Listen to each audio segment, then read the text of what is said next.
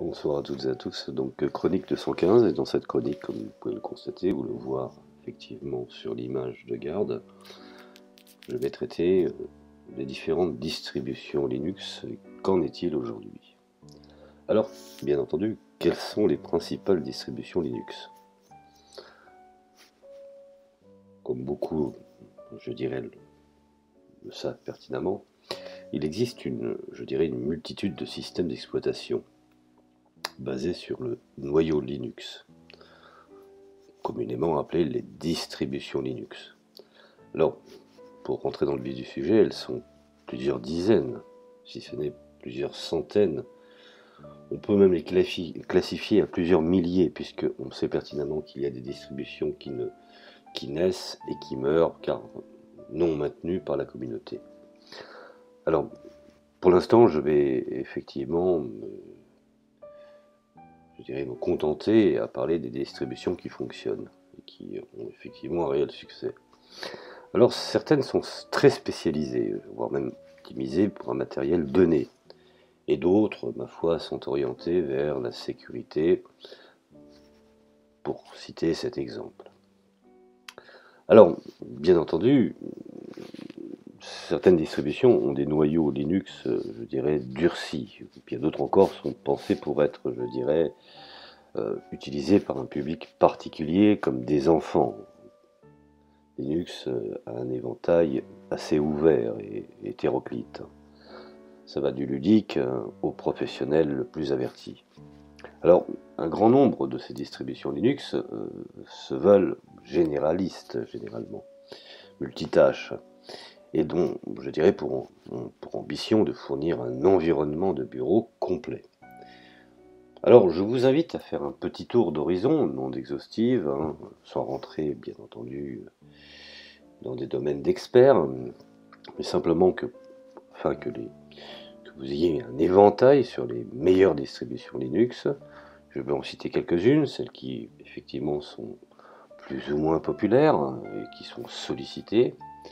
Alors nous avons déjà en premier lieu, bien entendu, la fameuse distribution Linux sur laquelle les autres s'appuient, enfin, du moins la plupart, qui est la distribution Debian. Alors c'est une des distributions les plus anciennes et qui est encore aujourd'hui en activité, car la communauté du libre, qu'on pourrait considérer comme étant les libristes, l'utilise. Et surtout, ceux qui marquent un point d'honneur à n'utiliser que du logiciel libre, et non pas propriétaire. Alors, elle a vu le jour en 1993, me semble-t-il, créée à l'initiative de Ian Murdoch, et le projet Debian est porté par 1 millier de développeurs et bien entendu est dirigé par le Debian Project Leader, élu parmi les membres du projet pour une durée d'1 an. La plupart des développeurs Debian exercent bénévolement cette activité au sein du projet. Donc, comme disait Richard Stallman, ce sont les 3 principes de liberté. La liberté du code, l'égalité des utilisateurs et la fraternité de la communauté. Alors, bien entendu, il faut bien préciser que cette distribution tient évidemment effectivement dans une clé USB. On contient, je dirais, des programmes ou le pilote, je dirais, nécessaires pour son fonctionnement. Alors, bien entendu, c'est une des meilleures distributions pour les utilisateurs, je dirais, expérimentés. Elle fait partie des distributions, je dirais, aussi difficiles d'accès comme Gentoo ou Slackware, ou même pour d'autres Red Hat. Mais il n'en demeure pas moins qu'elle reste ce qu'on pourrait considérer comme étant la distribution phare qui a permis effectivement la création d'Ubuntu, de Linux Mint, qui elles sont effectivement des distributions plus démocratisées, plus utilisées et ma foi effectivement, je dirais, plus faciles d'accès. Alors pour ce qui en est de Debian, la stabilité est le maître mot de ce système. C'est parce que bon, la plupart du temps, quand on recherche à installer du Linux, c'est parce qu'on veut une fiabilité, une stabilité, je dirais, à toute épreuve. Et donc je disais, la stabilité est le maître mot de ce système, ce qui en fait finalement au fond une distribution, je dirais, très appréciée des professionnels, notamment les administrateurs système. Et c'est pour cette raison, je dirais que réside tout le sérieux, je dirais, du projet. Alors Debian est également une distribution dont dérive une multitude, comme je viens de l'expliquer précédemment, une multitude d'autres distributions. Donc, comme il n'y a aucun objectif autre que fournir le produit le plus stable possible, le rythme de publication des nouvelles versions est assez lent. Et une nouvelle version ne sort que quand c'est prêt. Bien entendu, Linux a inventé le concept de migration en matière de distribution, et une fois que la nouvelle distribution est sortie, tout de suite derrière, une distribution bêta ou alpha sort pour qu'on pourrait appeler l'utilisation des essais du developing, c'est-à-dire des développeurs. Alors, je dirais, les différentes versions successives de Debian sont baptisées selon les personnages du dessin animé Toy Story. La version actuelle est encore intitulée avec l'appellation de ces personnages. Alors, comme souvent dans le monde des logiciels libres, gravite autour du projet, je dirais même une communauté d'utilisateurs très actifs, voire même enthousiastes et militants, sur lesquels on peut compter. Et pour les francophones, il y a effectivement une association qui s'intitule Debian France. Alors, nous en venons à cette distribution, aujourd'hui de plus en plus connue, cette fameuse distribution sud-africaine porte le nom d'Ubuntu, et Ubuntu Desktop, donc bureau, et c'est le dérivé de Debian. Je dirais même c'est le dérivé de Debian le plus populaire. Cette distribution Linux a été créée en 2004 par Mark Shuttleworth et maintenue par la société Canonical. Et celle-ci, je dirais, la présente comme un système d'exploitation universel, complet et facile à installer. Une véritable alternative aux autres distributions propriétaires, telles que Microsoft, donc Windows, pour ceux qui effectivement utilisent cet OS, ou également une alternative à macOS. Bon, en effet, cette distribution a pour but de faciliter au maximum sa mise en œuvre par le plus grand nombre. Je dirais même qu'Ubuntu intègre des pilotes matériels ou des logiciels propriétaires, bien que gratuits. C'est-à-dire ce qui fait grincer les dents un petit peu du conflit entre l'open source et le free software. Donc la différence entre ceux qui sont partisans de l'utilisation, je dirais, militant du libre, en refusant absolument tout logiciel propriétaire. Et par contre, cette distribution permet à la fois de garantir une sorte d'alternative réelle au système d'exploitation qui utilise beaucoup de solutions propriétaires, et en même temps on peut effectivement garantir à celui qui ne peut pas utiliser ces versions, ces pilotes propriétaires. Alors, nous avons dans Ubuntu par exemple Skype, Spotify par exemple, et il y a effectivement un effort important qui est fait également sur cette distribution, sur le développement, voire même l'intégration d'outils graphiques qui permettent effectivement de configurer le système aisément. Alors, pour ce qu'il en est effectivement du rythme de sortie des versions, qui sont assez soutenus tous les 6 mois, car je dirais, 2 nouvelles publications apparaissent par an. Je dirais traditionnellement au mois d'avril, voire au mois d'octobre. La nomenclature, je dirais, de numérotation de chaque version est année-mois. Et je dirais même chaque version est baptisée du nom d'une espèce d'animal, affublé d'un qualificatif, je dirais, amusant. Par exemple, la version pour ne parler par exemple de la 19.10, que je trouve assez amusant, l'hermine de l'aube. Donc, Ubuntu jouit aussi, je dirais, d'une communauté d'utilisateurs très active, et les utilisateurs francophones peuvent profiter d'un portail de documentation et d'un forum d'entraide, de discussion. Et je dirais extrêmement développé, et assez percutant, et je dirais même extrêmement riche. Cependant, il est à noter également que certains constructeurs de matériel informatique très connus vendent des ordinateurs avec la solution Ubuntu, donc avec la distribution Ubuntu préinstallée dedans. C'est le cas par exemple de la marque Dell, à la place de Windows, ce qui permet d'être, je dirais, sûr que tout matériel équipant l'ordinateur fonctionne parfaitement dès la sortie, je dirais, du carton. Alors, n'ayons pas non plus, je dirais, une considération éthique de ces, de ces commerçants. Le plus souvent, c'est pour éviter les lois de ce qu'on appelle des ventes liées. Effectivement, en proposant d'autres distributions, ça évite d'imposer Windows et contourner un petit peu la vente liée, qui est parfois interdite. Bref, cela est encore un autre problème.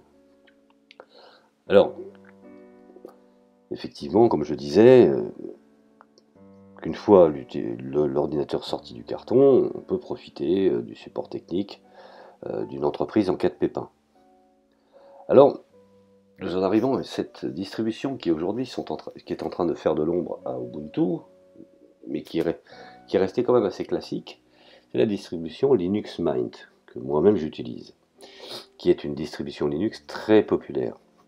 Elle est basée sur Ubuntu, qui elle-même est basée sur Debian, vous voyez à peu près l'évolution, et plus précisément, je dirais, sur une version particulière d'Ubuntu, qui dispose d'un support pour les mises à jour d'une durée de 5 ans. Elle a été créée en 2006 et est maintenue par une petite équipe bénévole, avec à leur tête son créateur français Clément Lefebvre. Alors, de par sa filiation avec Ubuntu, elle hérite de sa facilité d'installation et d'utilisation, et je dirais même de son large support matériel. Elle dispose également d'un panel d'outils développés par l'équipe du projet pour gérer entre autres les mises à jour des logiciels, packagés, ou le paramétrage, une fois de bureau. Elle s'est distinguée par la création en 2011 d'un environnement de bureau reprenant les recettes ergonomiques classiques, similaires plus ou moins à Windows, et au look élégant et à la fois moderne.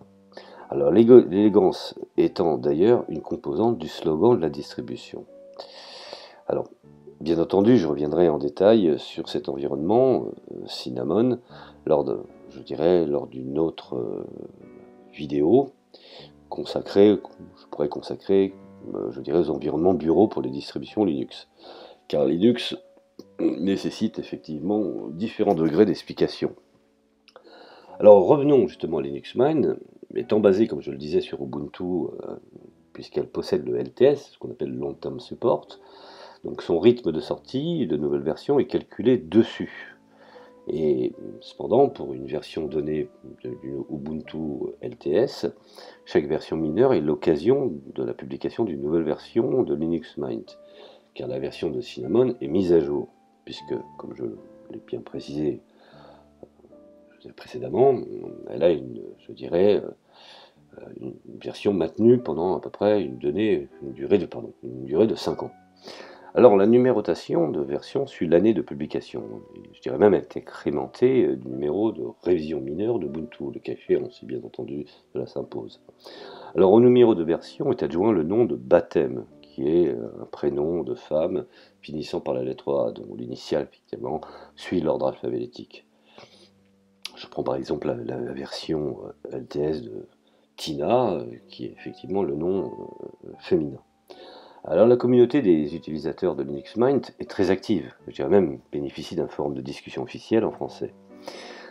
Alors n'oublions pas qu'il y a également dans ce projet un gros effort porté sur la rédaction de documents clairs, accessibles, et je dirais même au plus grand nombre et traduits en plusieurs langues diverses et variées.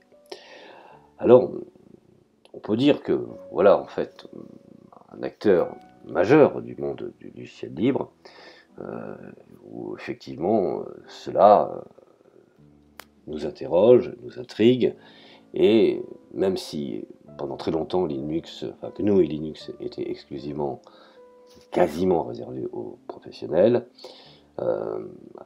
maintenant il est possible de faire un petit tour d'horizon, ce qui n'était pas dans le précédent, du moins précédemment.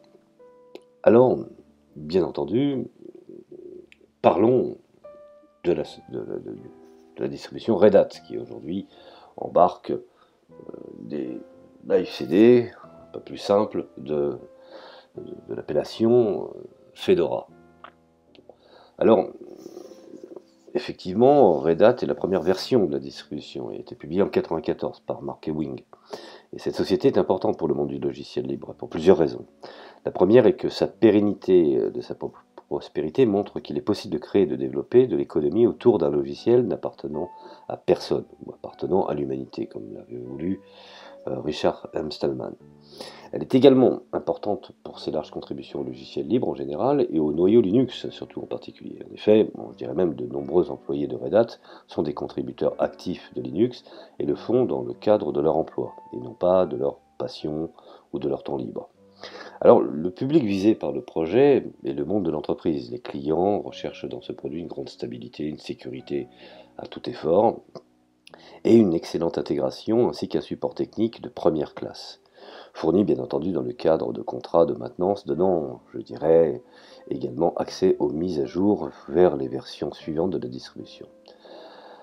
Alors, le cycle de développement de la distribution suit un rythme offrant une nouvelle version à peu près tous les 2 ans, sans que pour autant les dates de sortie soient fermement fixées ou établies. En effet, il est déjà arrivé qu'une publication soit retardée car le contrôle de qualité de la distribution n'avait pas eu le résultat, je dirais, nécessaire à la publication. Alors, la distribution en tant que telle ne voit pas graviter une communauté d'utilisateurs, de contributeurs autour d'elle. Cependant, Red Hat anime une communauté autour d'une autre distribution, comme je l'ai bien expliqué précédemment, il s'agit de Fedora.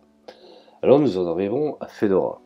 Fedora, plus communément appelée Fedora Workstation, qui est plus ou moins une distribution, je dirais, en équivalence d'Ubuntu et de Linux Mint, que je viens d'expliquer rapidement.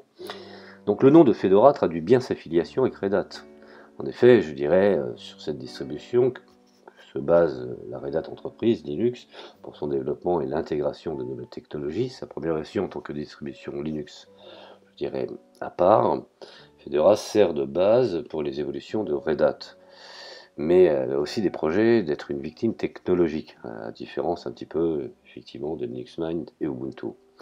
En étant bien entendu, je dirais souvent la première distribution majeure à opérer un changement radical de technologie, ou même, je dirais, à intégrer les dernières versions des logiciels.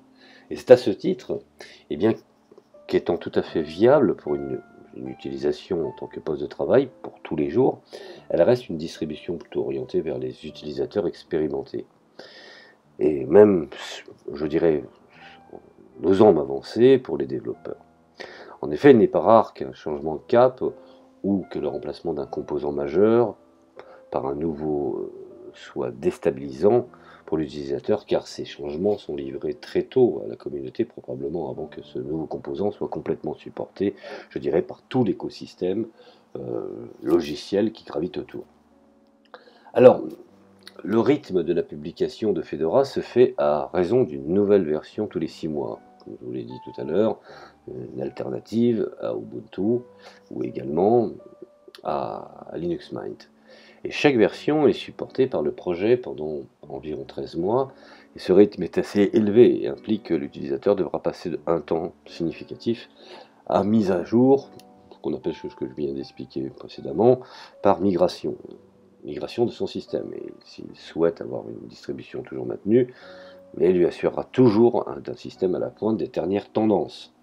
Alors le projet officiel apportera peu de support en français, mais si l'anglais n'est pas un problème, ma foi, l'utilisateur pourra se tourner vers les forums officiels animés par la communauté dans sa langue, je dirais, dans la langue effectivement de Molière. Et la communauté francophone de Fedora est une source importante d'aide et de documentation. Bien que je trouve le site en anglais de Red Hat, je dirais, une source, je dirais, de mine d'or en matière de connaissances. Bon, bref, nous en arrivons à CentOS. CentOS, qui est elle-même aussi une compilation, je dirais, on pourrait considérer, puisque la Red Hat s'arrête à la Red Hat 9, CentOS est une sorte d'alternative à la Red Hat. Hein. Donc, bien que, je dirais, plutôt destiné à être utilisé sur des serveurs, CentOS est très, je dirais, très bien utilisé par ceux qui ont un peu de connaissances comme étant, je dirais, une distribution multimédia, ou voire même ce qu'on pourrait vulgairement appeler être utilisé au quotidien. L'utilisation, bien entendu, sur ordinateur de la maison. Car n'oublions pas qu'elle propose un environnement complet, un environnement de bureau complet, bien entendu, et elle est entièrement basée et compilée sur les sources de Red Hat, comme je viens de le préciser. Et à ce titre, elle revendique sa compatibilité totale avec cette dernière. Et pour ces raisons, elle est très prisée par les administrateurs système. Sa première sortie, n'oublions pas, il me semble en 2004, est maintenue par une communauté de développeurs dont certains sont des employés de la société Red Hat. CentOS est une distribution Linux principalement orientée vers le monde professionnel. D'ailleurs, elle porte dans son nom, qui veut dire communauté, entreprise, operating system. Mais sa stabilité, sa richesse de logiciels en font, je dirais, une excellente candidate à l'installation sur un ordinateur personnel. En outre, il faut préciser que chaque version bénéficie d'un support de 10 ans. C'est quand même assez phénoménal. Ce qui peut paraître un avantage pour celui qui apprécie de ne pas avoir à réaliser, je dirais fréquemment, une mise à jour majeure dans son poste de travail. Ainsi, passer à l'étape d'installation, de configuration, peut-être pas aussi aisé, c'est comme je l'ai dit, elle est quand même un petit peu plus compliquée qu'une Ubuntu ou Linux Mint, mais effectivement, l'utilisateur, même novice, aura le plaisir de profiter d'un environnement stable dans le temps et à ce titre, je dirais, rassurant. Alors le rythme de publication est à peu près identique à celui de la Red Hat, à raison d'une nouvelle version majeure tous les 2 ou 3 ans, selon effectivement leur analyse. Alors chaque nouvelle version est ainsi publiée avec quelques semaines de retard sur la sortie de sa distribution mère, le temps que sa communauté de développeurs de compiler ses ressources issues de la Red Hat, comme cette dernière, je dirais, version actuelle que peut-être la CentOS. Et les utilisateurs de CentOS peuvent compter sur une communauté d'entraide active sur les forums francophones officiels, ainsi que sur un fonds documentaire riche sur les wikis. Alors nous en arrivons effectivement à la distribution SUSE. Alors SUSE est une entreprise dont le nom fait partie de l'histoire des distributions Linux. Au même titre que Red Hat, OpenSUSE est une distribution de développement. Alors, ce concept de développement communautaire, sponsorisé en partie par la société SUSE. De manière similaire à Fedora, pour Red Hat, OpenSUSE, la version gratuite, sert de base au développement de la distribution orientée vers les professionnels commercialisés par SUSE, Linux Enterprise Server. Alors bien que la première distribution de SUSE ait été publiée en 1996, le dérivé appelé OpenSUSE n'a vu le jour qu'à partir de 2006, il me semble vers la fin 2006. La toute dernière version de la distribution communautaire s'est vue renommée OpenSUSE Leap. Alors le projet est porté, je dirais, par la communauté des développeurs du monde entier, et je dirais dirigé par un petit comité de personnes élues, et certaines issues de la communauté, je dirais, et d'autres étant des employés de la société SUSE. Alors OpenSUSE propose des outils permettant une configuration aisée qui en font une distribution de choix pour l'utilisateur inexpérimenté.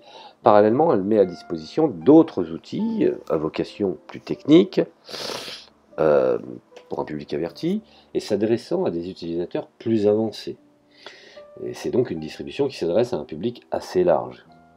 Alors depuis OpenSUSE, le rythme de publication s'effectue en raison d'une version majeure tous les 3 ans environ, et c'est aussi la durée de maintien par la communauté de chacune de ces versions. Contrairement au reste de l'Europe, la communauté francophone n'est pas très peuplée. Cependant, le wiki servant de base de documentation, me semble-t-il, est traduit en français.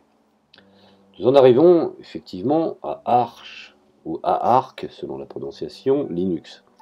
Apparu en 2002, Arch ou Arch Linux est une distribution Linux dont le développement est mené par Aaron Griffin et qui prit en main le projet en 2007 à la suite de son créateur initial, Jude Vinet. Il maintient, je dirais, les dépôts officiels de la distribution contenant des utilitaires indispensable au système. Parallèlement à cela, d'autres dépôts apportant, je dirais même, de nombreuses fonctionnalités supplémentaires sont eux maintenus par des utilisateurs de confiance appartenant bien entendu à la communauté. Alors Arch Linux est une distribution qui s'adresse aux utilisateurs confirmés. Pour cette fois, la chose est, je dirais, non négociée. Et qui recherchent bien entendu un système de base minimaliste, pour ensuite le personnaliser à leur goût, voire effectivement changer complètement, je dirais, la configuration. Et ainsi, je dirais, ces derniers obtiennent un système à leur image, plus optimisé, où effectivement on peut développer autant que faire se peut. Et elle a beaucoup de succès auprès des Linuxiens enthousiastes, ceux qui sont motivés.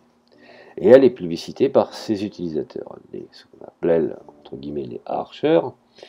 Ces derniers sont encouragés à participer également à la communauté en maintenant des paquets de logiciels, en écrivant de la documentation, ou encore en aidant les autres utilisateurs, comme je viens de le souligner précédemment, ces fameuses 3 libertés.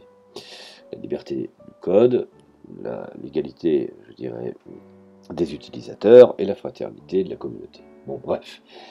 Alors, bien que composé de nombreux logiciels libres, Arch Linux n'est pas totalement, je dirais, n'est pas totalement, puisqu'il y a des logiciels non open source qui peuvent être présents dans les dépôts.